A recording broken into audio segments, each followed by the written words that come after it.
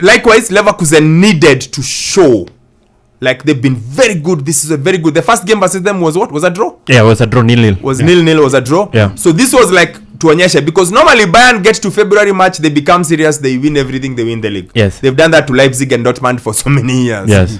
I saw the highlights this morning. Yes. I do agree with you. It was a game where they just wanted both teams to show us who they are this season. And for Leverkusen, what we have about them is that they are a young team with a young coach that are showing some good signs of being the potential champions, versus a side that isn't looking as good but has the muscle memory of just gazumping over everyone who thinks that they can win the league. And what we saw yesterday was a true illustration of who they are this season. For Bayer Leverkusen, they have a very good coach, very vibrant, who knows to make savvy decisions. Yesterday, he went on with the back three, but he made one change. He brought in Stanisic to play in as a left wing back. This is a guy who's on loan from Bayern Munich. Probably he went with him knowing that they were going to counter him with Sasha Boy, of which Tuchel brought in Sasha Boy, understandably because Alphonso Davies is out injured. But then there was this space with Stanisic, and we saw it with him scoring the first goal. Leverkusen also, when you look at the stats, they didn't have much possession, but what you have with them is they're the best defensive side in the Bundesliga, they're the best offensive side in the Bundesliga. They have that perfect balance, and they show it again in the game. They can defend well as a unit with that back three. Hinkapi, he was really, really good in that game. And then them going up front, you're always going to get that combination between Nathan Teller, who you love for obvious reasons for Burnley, and then with Alex Grimaldo, who's been a delight this season. I think he has 8 goals playing in as a right wing back this season. And they just clearly were on top of Bayern Munich on every front. Yeah, they opened them up so easily. Just from the first 2 goals, you could see, wow, this Bayern defense and midfield is nowhere to be seen.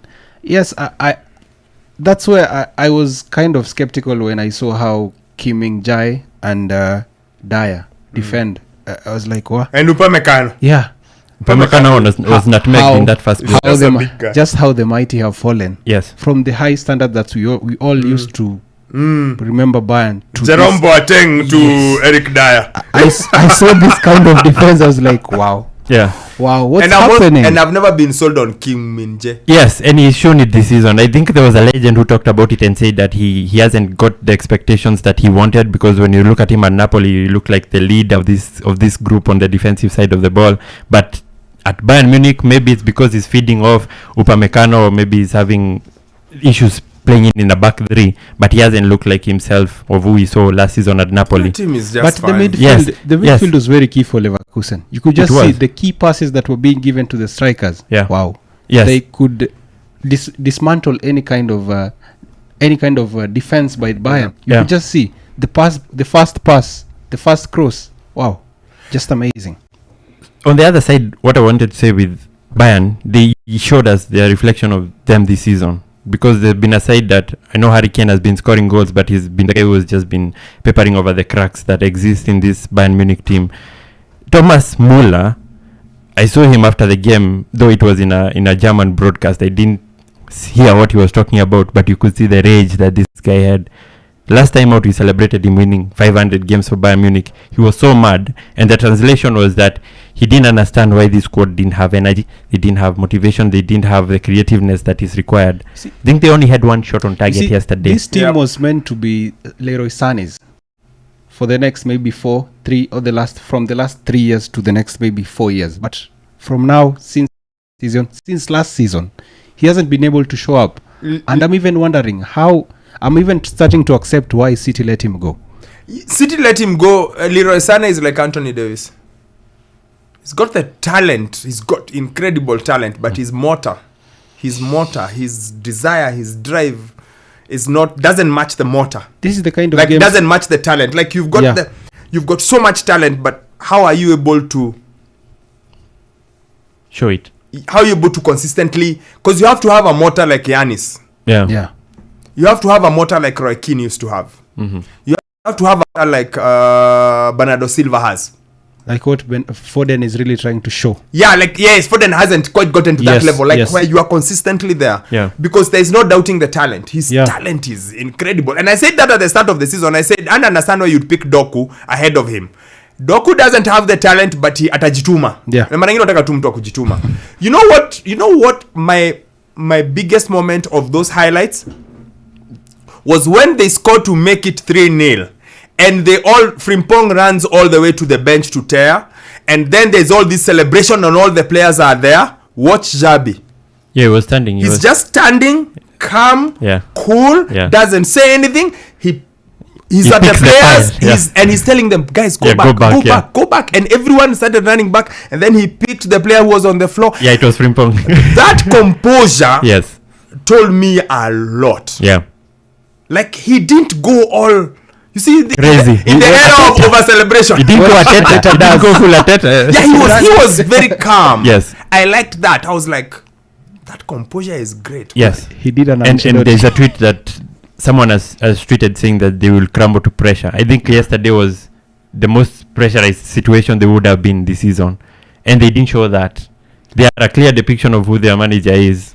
I think they will stutter like most teams when you go towards the end. No, stutter. Stutter doesn't mean you lose. It doesn't mean you lose the league title. I think they will have an odd Navi game or another Navi game when, like, two Navi games when it's so close. When you know if you win today and Bayern draw points, you win the league. They'll stutter a bit. There'll be one odd draw. Yeah. But I think they will win the league. Yeah. That the way Jabi looked after they scored that goal, like it was bedlam, and he was just there with his hands folded, like. Yeah. And then he got the guys go back, and I was like, yo. Yeah, though at full time it was somehow different for him being composed.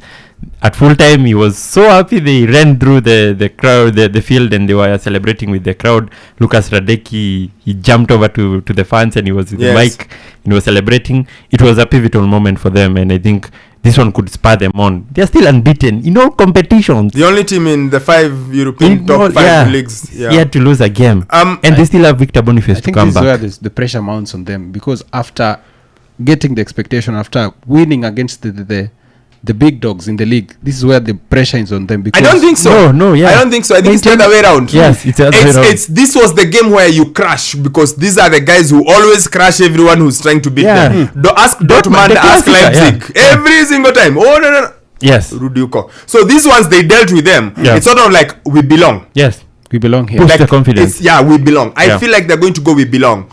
I hope so, at the very least. Yes, every Bundesliga fan. My reasoning is this, because they haven't been really there. They haven't been there in the past years. That's why I think the pressure will start mounting this time.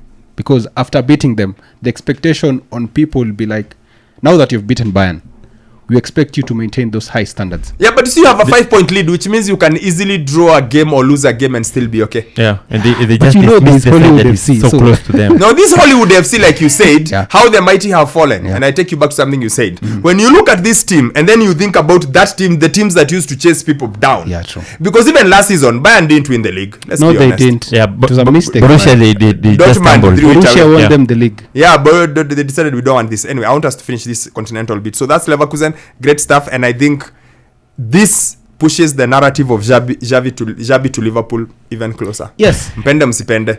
And some of them think that to the Bayern team, though. Yeah, either Bayern. It was a battle of the Bayern bench and he won it. He's going to get one of those big jobs. Yes. I don't think he'll be in Leverkusen for one more year. No. He's going to get a big job. Yeah. Bayern, and you know Bayern are the kings of Germany. They take everyone. They take him. Yeah, and I think there were 3 teams which they exist a close that he could leave to, and that's Real, Liverpool and Bayern. Those two. Yeah. Those two. Anyway.